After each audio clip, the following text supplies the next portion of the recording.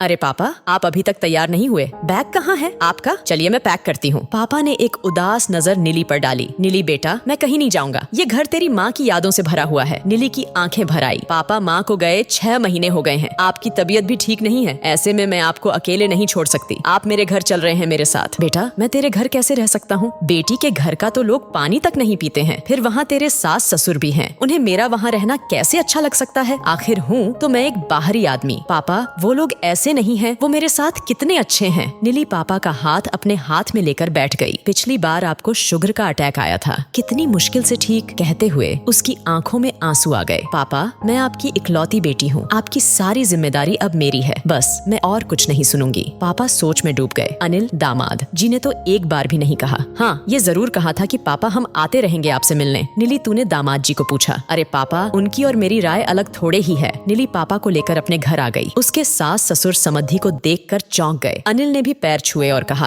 अच्छा किया पापा जो आप कुछ दिन के लिए यहाँ आ गए। पापा रहने तो लगे, पर उन्हें लग रहा था कि शायद दामाद और उनके माता पिता उनके यहाँ आने से खुश नहीं हैं। एक दिन पापा लॉन में घूम रहे थे कि अचानक उन्हें अनिल की आवाज सुनाई दी। नीली पापा यहाँ पर कब तक रहेंगे? ऐसा क्यों पूछ रहे हैं आप? वहाँ पर उनका है ही कौन, और उनकी तबीयत भी ठीक नहीं है। अरे तुम समझ नहीं रही हो, हमें तो अपने घर में ही अजीब सा महसूस होने लगा है। हमें किसे? अच्छा मम्मी पापा जी ने कहा आपसे। अब तुम जो भी समझो। अरे वहाँ पर उनकी अच्छी व्यवस्था कर सकती हो। पापा और नहीं सुन सके, कांपते हुए कदमों से वापस आ गए। अगले दिन जाने की तैयारी करने लगे। नीली बोली, पापा ऐसे कैसे जाएंगे आप? पापा उसे डांटने लगे। नीली, मेरी फिजूल में चिंता मत करो। अपने पति और सास ससुर का ध्यान रखो बेटा। मैं अपना ख्याल खुद रख सकता हूँ। नीली, बेटा बहुत दिन हो गए, अब जाना चाहिए। मैं अनिल से बात करती हूँ। अभी आपकी तबीयत ठीक नहीं है। जब आप ठीक हो जाएंगे तो मैं आपको खुद छोड़ाऊंगी। नहीं नीली, देखो मैं तुमसे नाराज हो जाऊंगा। नीली नाश्ता बनाने लगी। सोच रही थी कि पापा को किसी ने कुछ तो कहा है। नाश्ता करने के बाद उसने कहा, आज पापा जा रहे हैं। वह अपने सास ससुर और अनिल का चेहरा देख रही थी कि उनके चेहरे पर चमक आ गई थी। तभी उसने कहा कि मैंने एक फैसला किया है कि पापा इतनी बड़ी कोठी में अकेले कैसे रहेंगे। सोच रही हूँ कि गरीब बच्चों के लिए उसमें एक छोटा सा स्कूल खोल दिया जाए। पापा और मैं मिलकर एक ट्रस्ट बनाएंगे ताकि पापा के बाद भी स्कूल चलता रहे। और पापा, आपकी वो जमीन पड़ी है, उसे बेच देते हैं। 2 करोड़ की वैल्यू है उसकी। उसे ट्रस्ट के फंड में जमा कर देंगे। उसके इंटरेस्ट से उन गरीब बच्चों की फीस में मदद करेंगे जो कुछ करना चाहते हैं, उसमें योगदान देंगे। बाकी आपकी पेंशन और फंड आपके लिए बहुत है। पापा, मैं आज से ही इस पर काम शुरू करती हूँ। पापा हतप्रभ होकर उसे देख रहे थे। अनिल की आंखों के सामने तो अंधेरा छा गया। उसके मम्मी पापा का मुंह खुला रह गया। मन ही मन हिसाब करने लगा। 5 करोड़ की कोठी, 2 करोड़ की जमीन और फंड, इतना बड़ा नुकसान। जब नीली पापा को छोड़कर लौटी तो अनिल उसका इंतजार कर रहा था।